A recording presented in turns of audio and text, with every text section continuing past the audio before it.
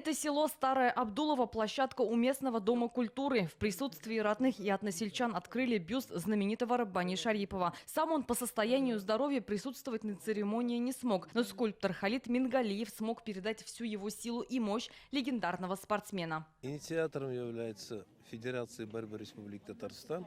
Мы поддержали эту инициативу. Это в течение года эту инициативу мы внедрили в жизнь.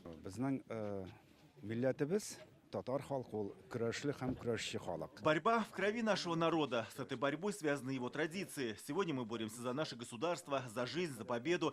И сегодня вместе со всей страной боремся за судьбу Родины. Вот сегодняшний памятник легенде татарской борьбы Раббани надо принять как памятник нашим татарам. Гордость республики, ветеран спорта, сейчас проживает в Старом Абдулово. Всю свою жизнь проработал шофером. В свободное время занимался борьбой. В свои 87 он по-прежнему силен духом. Моей тренировкой была работа в колхозе. Работая там водителем, грузил тяжелые мешки. Это меня физически укрепляло. Я не ходил в спортзалы. Вот была моя тренировка. По стопам знаменитого борца пошел его сын, мастер спорта Ришат Шарипов, и двое внуков. Дед заслуженный мастер спорта, отец мастер спорта. У меня выбора не было. И у меня ход только один был, так скажем. И все, я тоже начал заниматься с отцом. Он всегда и в жизни, и в спорте говорил, никогда не вспыльчивым не быть, всегда спокойным быть. И в спорте. Он был справедливым. Вот это его качество. Он никогда не спорил. Если даже проиграет, он всегда говорит, да, я, говорит, проиграл, но в спорте, говорит, без проигрыша нельзя.